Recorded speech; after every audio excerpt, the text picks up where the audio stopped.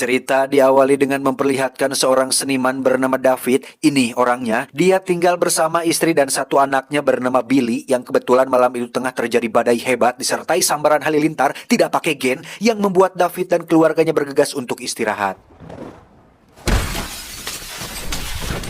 Keesokan paginya, David dan keluarga begitu terkejut dengan kondisi di luar yang sangat kacau. Rumah perahu mereka pun terhancur tertimpa pohon dan ada semacam kabut tebal yang menyelimuti pegunungan di seberang danau tempat tinggal mereka. What choice do they have?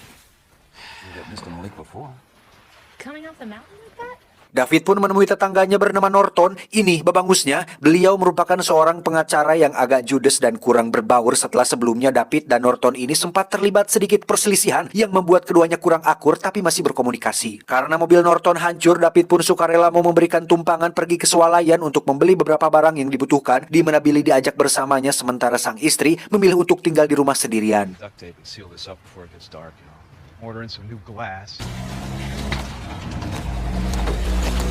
Dalam perjalanan menuju ke toko swalayan, mereka melihat beberapa mobil militer dari arah pegunungan. Berdasarkan rumor yang beredar, pemerintah dan pihak militer sedang melakukan sebuah proyek eksperimen bernama Arrowhead. Entah proyek apa itu, tetapi warga lokal sempat menolak kegiatan tersebut yang ujung-ujungnya tetap diselenggarakan juga.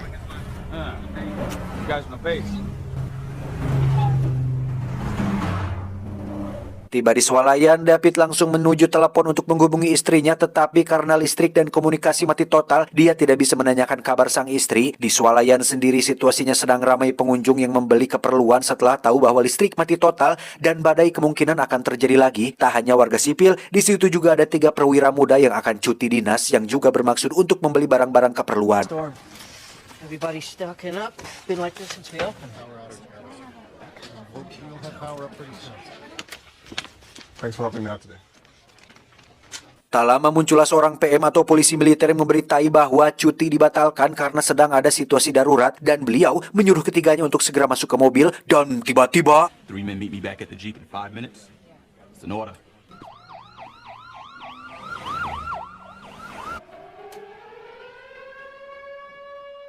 ya, terdengar suara alarm kota berbunyi kencang bukan karena siren head, tetapi ada situasi darurat yang baru saja terjadi. Yang tak lama muncullah seorang kakek bernama Miller. Ini orangnya yang berlari ketakutan sambil teriak ada sesuatu di dalam kabut. Saat kabut datang, satu orang pun memilih untuk kembali ke dalam mobil bermaksud untuk pergi dari sini, tetapi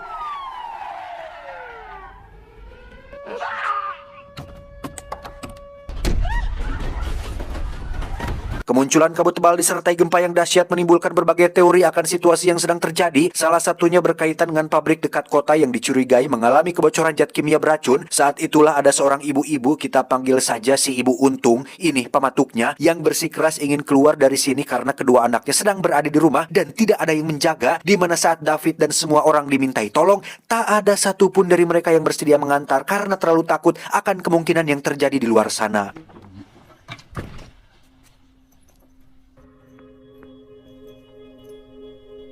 Entah bagaimana nasib Bu Untung, tetapi David hanya fokus ke Billy untuk bagaimana caranya supaya Billy tidak ketakutan dan tetap tenang. Saat itulah muncul seorang kasir senior bernama Oli, kita panggil saja si kasir senior. Ini orangnya. Beliau menyarankan agar David mengambil selimut di ruangan belakang, sementara dirinya akan memeriksa pengunjung lain, siapa tahu ada yang butuh pertolongannya.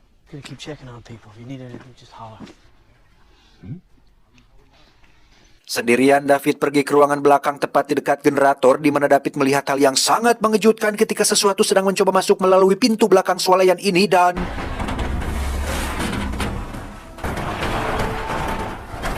karena panik, David pun langsung kembali ke dalam yang di situ sudah ada si kasir senior bersama 2 teknisi yang akan memperbaiki generator. Setelah tahu bahwa ada sesuatu yang menutupi ventilasi udara, di situ terjadi sedikit perdebatan ketika si bapak teknisi kekeh ingin keluar untuk memeriksa lubang ventilasi, sekaligus tidak percaya dengan apa yang diceritakan oleh David barusan, di mana si kasir junior juga dengan keras kepalanya ingin keluar untuk memeriksa sendiri, sementara David terus menjelaskan apa yang dilihatnya barusan dan tak ada satupun orang yang percaya dengan perkataannya. I want to go. It was my idea. Oh, wait, just stop, okay? The next time you got something to say, you count your teeth. Pretty scary, ain't it, Norm? Yeah, right. Dan ya, si kasir junior pun ditarik oleh sebuah tentakel berukuran raksasa yang ketika David sedang mencoba menolong, si bapak teknisi justru malah ngajedog wae tanpa memberi bantuan. Yang tak lama kita akan melihat tentakel tersebut bukanlah tentakel biasa seperti yang dimiliki oleh cumi atau oktopus, melainkan sebuah tentakel berduri atau bercucuk yang langsung menyeret si kasir ke dalam kabut.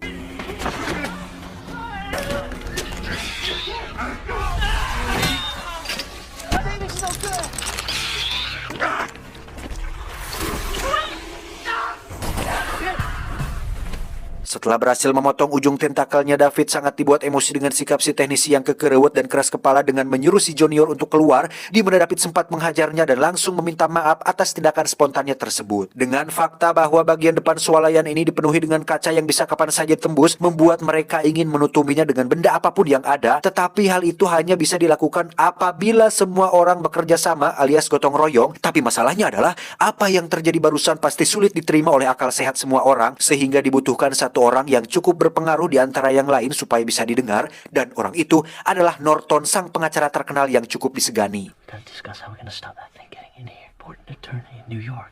That fella could be on the bench one day. No need to see how it went down or anything like that. Ketika David sedang menjelaskannya secara lembut dan pelan, Norton justru malah suuzon dengan menganggap jika David hanya ingin membohongi dan mempermalukannya saja, yang hal itu timbul akibat perselisihan mereka yang terjadi beberapa waktu yang lalu. Rubber snake while these hicks stand around laughing at us. What are you calling it? Come here. David, get your goddamn hands off of me! Ributan itu pun memancing semua orang yang ada di sana, tidak terkecuali sang manajer toko sendiri. Ini bebangusnya, beliau dan beberapa yang lain setuju untuk pergi ke belakang. Yang betapa terkejutnya mereka ketika membuktikan sendiri apa yang dikatakan oleh David memang benar adanya. It appears we may have a problem of some magnitude here. Sementara semua orang sedang gotong royong menutupi kaca depan, kita akan diperkenalkan dengan seorang ibu-ibu yang religius bernama Nyonya Carmody. Kita panggil saja Nyonya Modi. Ini bebenguknya. Akibat tertekan rasa takut dan panik, Ibu Modi mulai merasa yakin jika kejadian ini adalah peringatan dari Tuhan dan menganggap jika fenomena ini adalah ulah daripada iblis, setan, dedemit, dan jin ifrit, yang mana sebagai seseorang yang bisa dikatakan religius, sikap beliau sangat-sangat kontradiktif dengan akhlaknya ketika seorang wanita bernama Amanda, ini parasnya, yang dengan baik hati menawarinya teman curhat, namun direspon dengan sikap yang kasar dan ucapan yang tidak menyenangkan. Let me preach your word. Well, if you need a friend, you know. I need a friend like you.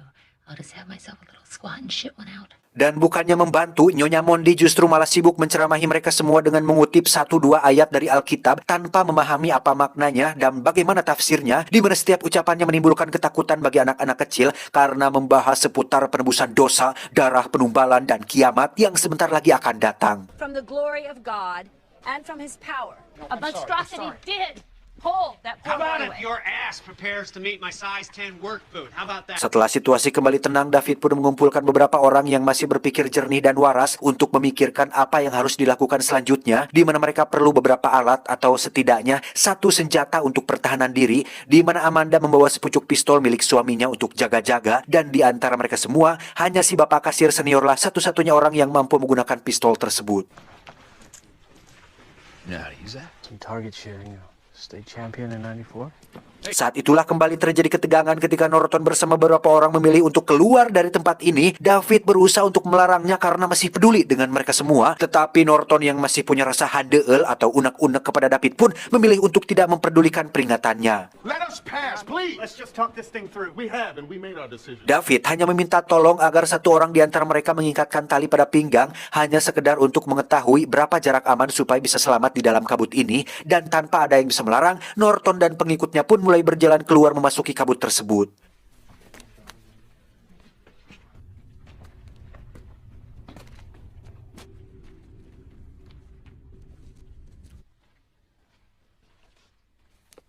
Dan ya, Norton beserta pengikutnya pun lenyap dalam kabut. Entah apa yang sebenarnya sudah terjadi, tetapi tubuh pria yang diikat tali sekarang hanya tinggal setengah badan saja, sehingga David dan kawan-kawan segera menutup pintu tokonya rapat-rapat.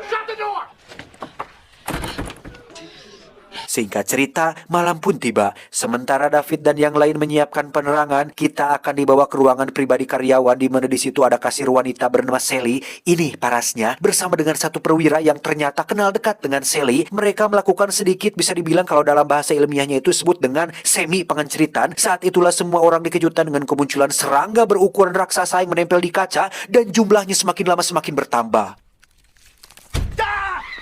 Those bugs? Came out of the smoke. Locusts.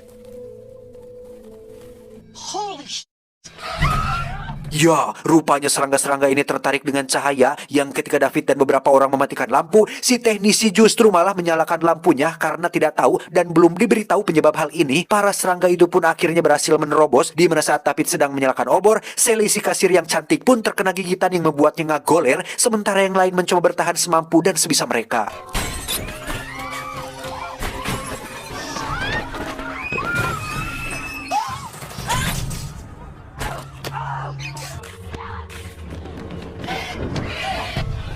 Bring torches! We need torches in the window!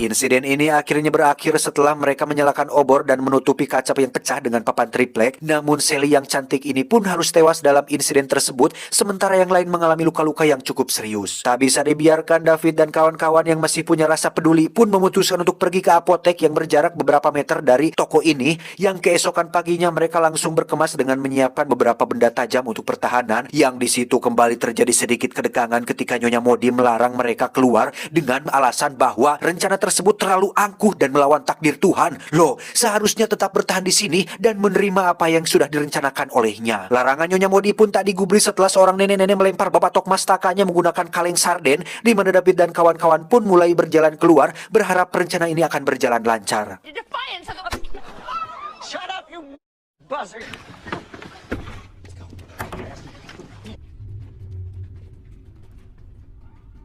Tiba di apotek, mereka langsung berpencar mengumpulkan obat yang dibutuhkan. Namun saat akan pulang, si teknisi pun teriak ketakutan ketika ada sesuatu yang memegangnya dari belakang, yang ternyata itu adalah si bapak polisi militer yang sudah diselimuti ramat lancah, atau apa ya bahasa Indonesia aja, jaring laba-laba Spiderman atau yang dalam detik-detik sakaratul mautnya, beliau mengucapkan kata maaf, mohon maaf, ini kesalahan kami, yang kata-kata tersebut menyiratkan sesuatu yang mungkin saja menjadi penyebab munculnya fenomena mengerikan ini.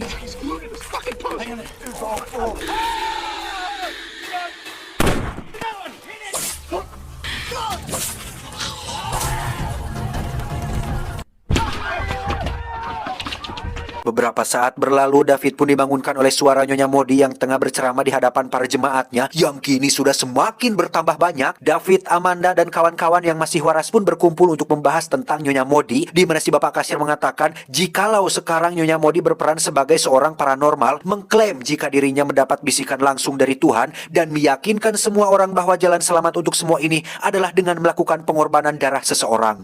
that poor girl is dead.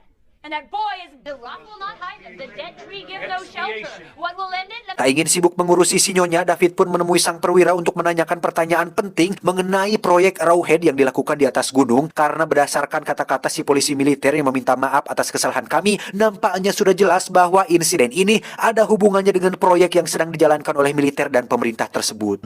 I got nothing to do with it. It's not what the MP said in the pharmacy for us. Ketika David bertanya mengenai kemana dua teman Anda, Pak Perwira, si perwira pun menjawab tidak tahu dan belum melihat mereka berdua, yang ketika mencarinya ke ruangan belakang, betapa terkejutnya mereka semua saat melihat kedua perwira tersebut sudah mati gantung diri akibat tak ingin disalahkan atas apa yang sudah terjadi. I didn't think they'd do it. They said they would do it. Si teknisi yang sudah terpengaruh kata-kata Nyonya Modi pun langsung menyeret si perwira ke hadapan semua orang, di mana layaknya seorang dukun, Nyonya Modi pun membeje-bejekan memegang kepala si perwira sambil mengatakan bahwa dia dan teman-temanlah penyebab terjadinya bencana ini, sehingga si perwira akhirnya jujur mengenai adanya rumor tentang proyek Arrowhead yang bertujuan untuk membuka sebuah portal menuju dimensi lain, yang akhirnya terungkap jikalau makhluk-makhluk aneh ini memang bukan berasal dari dunia ini, melainkan berasal dari dunia atau dimensi lain. Someone was saying to me right before he killed himself, I didn't understand the half of it. And it is his fault. Yes, it is. Sambil menangis ketakutan, si perwira pun memohon untuk nyawanya, tetapi Nyonya Modi yang mengaku mendapat bisikan langsung dari Tuhan pun menyuruh semua orang untuk menyeretnya keluar dari toko sebagai bentuk tumbal atau pengorbanan supaya mereka bisa selamat dari makhluk-makhluk ini. Wedan.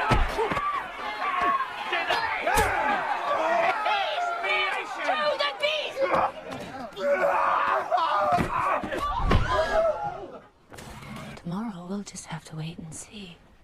Keesokan paginya, David dibangunkan oleh si Bapak Kasir dan kawan-kawan yang berencana untuk kabur diam-diam, mengingat perkataan si Nyonya Modi semakin lama semakin tidak masuk akal dan berhasil mempengaruhi banyak orang. Namun saat akan mengambil perbekalan, sudah ada Nyonya Modi yang duduk di depan pintu sambil memegang sebilah pisau, berikut dengan pasukannya yang salah satunya adalah si teknisi yang sudah dicuci otaknya. You can't go out. I won't allow it. Won't allow it. What's the matter with you? You sinners. And pride. David dan kawan-kawan pun dikepung oleh semua pengikutnya, di mana Nyonya Modi mengatakan jika tadi pagi dirinya baru saja mendapat bisikan dan perintah dari ketua jin untuk mengorbankan satu darah manusia, yang manusia tersebut haruslah seorang anak laki-laki yang tidak lain adalah Billy, anaknya si David.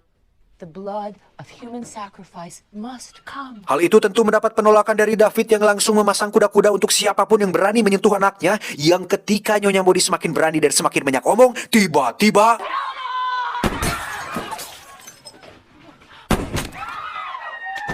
Ya, si Bapak Kasir pun menembak Nyonya Modi hingga modar, sehingga satu cungur edan pun akhirnya berhasil dilenyapkan juga, di mana David dan kawan-kawan pun segera lari keluar untuk kabur menggunakan mobil, tetapi...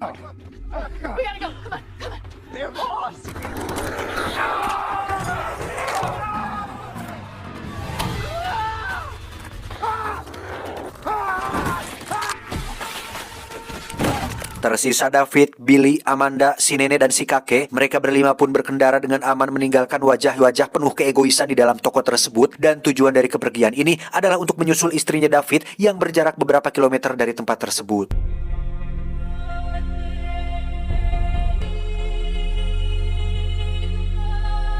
Dan betapa nelangsanya David ketika melihat istri sudah tewas dipenuhi ramat lanca. Lantas dia dan kawan-kawan pun melanjutkan kembali perjalanan sambil melihat pemandangan mengerikan ketika seluruh kota kacau balau tanpa ada satupun orang yang masih selamat.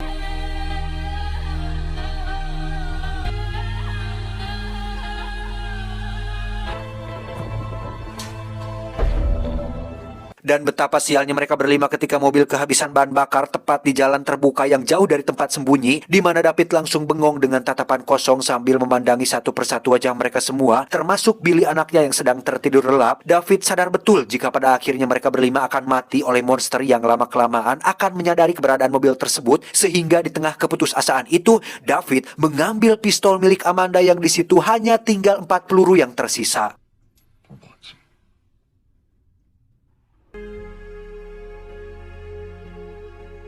Daripada menderita mati perlahan oleh si monster, David dan kawan-kawan pun setuju untuk bunuh diri dengan pistol tersebut, yang karena pelurunya tinggal sisa 4, David pun terlebih dahulu menembak mereka berempat, termasuk anaknya si Billy. Sementara untuk dirinya sendiri, David keluar dari mobil dan berteriak memanggil si monster untuk supaya membunuhnya segera, tapi tiba-tiba...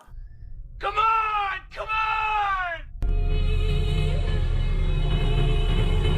Ya, betapa nyesek dan luar biasa menyesalnya David ketika melihat para tentara muncul untuk memberikan pertolongan dan membereskan masalah ini, di mana si ibu untung yang di awal memilih untuk pulang ke rumah pun justru berhasil selamat beserta dengan 2 anaknya, sehingga apa yang dilakukan oleh David barusan adalah sebuah keputusasaan yang tergesa-gesa, karena jikalau David optimis dan sabar 10 detik saja, mungkin Billy anaknya masih hidup dan berhasil selamat seperti si ibu untung dan orang-orang yang lain.